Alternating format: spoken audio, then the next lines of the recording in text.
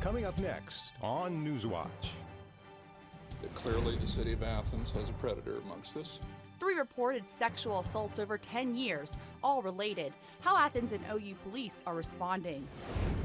A community rallies as a Nelsonville Square business reopens after a devastating fire last year. And in sports, the top high school ladies basketball team in Ohio got their first loss of the year last night in heartbreaking fashion. Newswatch starts right now. Broadcasting live from WOUB TV in Athens. This is Newswatch. The Athens Police Department is placing the community on high alert. Good evening, I'm Katie Anderson. Thanks for joining us. There's a man sexually assaulting women in Athens. APD says DNA evidence indicates that he has attacked 3 women. WOUB's Caitlin Roman heard from investigators earlier today and joins us with the full story. Katie, I was at the news conference this afternoon, and according to Athens Police Chief Tom Pyle, the city of Athens has a predator amongst us. Evidence from a sexual assault reported earlier this month has the APD calling the suspect a serial offender. Clearly the city of Athens has a predator amongst us, and that person needs to turn himself in, and he need not victimize another person in our community. You're looking at a sketch of the suspect based on information provided by the victims. The unknown male is described as 5'8" to 5'10" inches, weighing 130 to 150 pounds with short, light-colored hair. Investigators used DNA to link the sexual assault reported on January 14th with 2 other cases, one from 2006 and another from June 2015. Chief Pyle says the city of Athens has not seen a case of serial sexual assault like this in recent history. According to Pyle, OUPD will be assisting APD with ramping up late-night security around campus. Information and reiterating what efforts are underway to catch the individual, to work together proactively to prevent any further incidents, and also to raise awareness about what individuals can do to help minimize their chances of becoming a victim. Athens Police Chief Andrew Powers has released a beware message to the campus of Ohio University, and if you need help, reach out to the Survivor Advocacy Outreach Program. The number is 740-591-4266. Stay with WOUB for this developing story. Reporting live, I'm Caitlin Roman. Thanks, Caitlin. And moving on now, a Central Ohio woman is facing 22 years in prison after being found guilty of trying to hire a hitman to kill the mother of her husband's children. Yesterday, 33-year-old Tara Lambert was found guilty of conspiracy to commit aggravated murder. Police say Lambert met with an undercover officer posing to be a hitman. Lambert's attorney says she was mentally fragile and baited by the officer to make the agreement. She was acquitted of trying to have the ex-wife's current husband killed. And the Athens County Crime Unit and Gloucester Police have shut down a meth lab on High Street in Gloucester.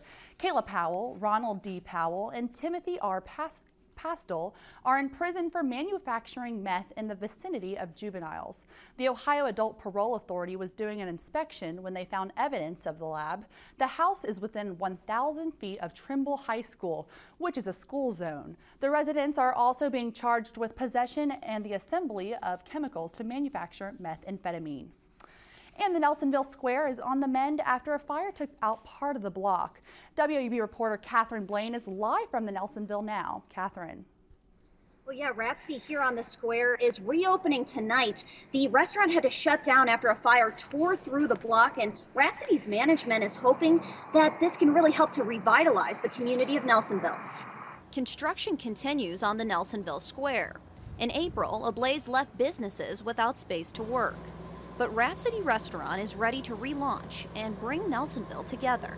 Like any tragedy in any area of the country, it makes the community stronger.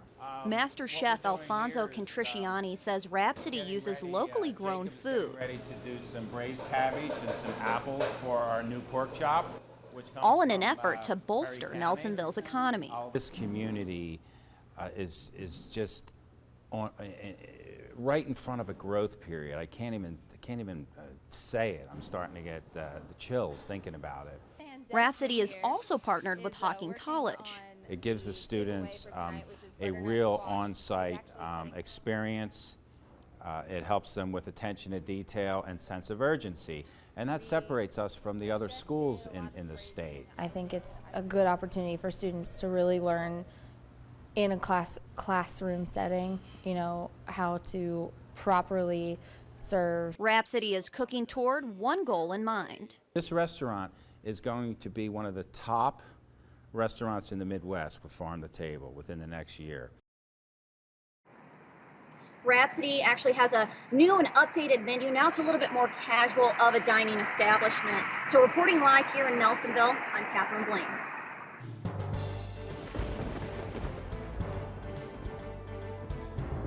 Good evening and welcome to the Newswatch Weather Center. Over the weekend, we saw plenty of snow accumulation across the region, but since then, conditions have been dry and chilly. This weekend, though, we may see a warm-up in temperatures. It will last through next week. And if we look at the temperatures right now in Athens, it is 44 degrees with mostly clear skies. Winds are out of the west at 7 miles per hour. And if we take a look across the region, temperatures are all in the mid-40s across the board, with 43 in the capital and our warmest temperature 46 down in Ironton. And if we take a look at the overnight lows, we will see that we will have 27 in Chillicothe and 29 down in Ironton, and we'll be a little bit cooler again up in the capital with 25 in Columbus.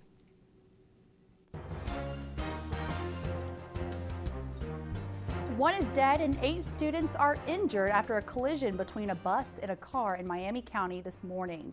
Police say the car crossed the center line of a 2-lane road and hit the oncoming bus around 7 a.m. this morning. The driver, 21-year-old Taylor Dickey, was not wearing a seatbelt. He was ejected from the car and declared dead at the scene. Police say the car was speeding. They also have just started toxicology test and the autopsy. And Ohio liquor sellers have a reason to celebrate. Sales exceeded $1 billion for the first time last year. State alcohol regulators say consumers are taking quality over quantity and buying more premium priced products. The Ohio Department of Commerce says sales increased by 7%. Consumption also increased by 4%. The most popular sellers are Jack Daniel's Tennessee Whiskey and Fireball Cinnamon Whiskey. And tax filing season is underway. Make sure you get the refund you deserve. According to the IRS, over 900,000 households claimed an average earned income tax credit of more than $2,400 last year. But 1 out of 5 taxpayers failed to claim the credit. Senator Sherrod Brown released a map of Ohio's tax assistance sites and directed Ohioans to the IRS Free File program. Now, this provides access to brand name tax software to over 100 million individuals with incomes of $62,000 or less. Brown also warned against common tax scams and how Ohioans can protect themselves. The armed occupation of an Oregon wildlife refuge may be over after the leader pleads supporters to give up the fight and go home. And with the Iowa caucus Monday and a Republican debate tonight, the major frontrunner is missing out on the party. How his competitors are reacting. These stories and more when Newswatch returns. Stay with us. Last week, we covered the Democratic candidates' healthcare plans. Now we're headed right to the Republicans. Hey guys, I'm Bianca Hillier. Here's the details. The New Political presents the scene for 2016. Healthcare Part 2, the Republicans' repeal. Republicans are historically against universal health care, and these candidates are no exception. If they win, Obamacare is going to be repealed and replaced. I'd like to repeal every word of the law. It will have to be repealed. Obamacare is going down. Trump says Obamacare has been a disaster, but he's here for damage control. He insists that everyone will have health care under his plan and that the government will pay for it, but he's yet to reveal exactly how he's going to do that. Ted Cruz also calls for an overhaul of Obamacare. As a senator, he introduced bills to repeal Obamacare and even spent 21 hours on the Senate floor in a failed filibuster. He's never said exactly what his plan is, though, and he continues to avoid the topic. Like Cruz, Senator Marco Rubio also voted against Obamacare, but his plan is pretty simple: repeal and replace. Rubio wants to give everyone a tax credit to buy health insurance, reform insurance policies to make premiums cheaper, and expand state control by increasing grant funds for Medicaid. Also, if any of these guys get elected, you might not be able to stay on your parents' health care plan for as long as you can now. To make sense of the mess, you know where to turn. On the next episode, I'm explaining Super Tuesday. For the New Political, I'm Bianca Hillier.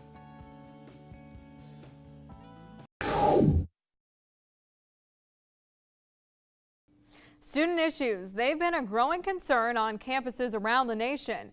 So how are students using their voice to take action? I'm Angela Reigard, and this is The Outlet.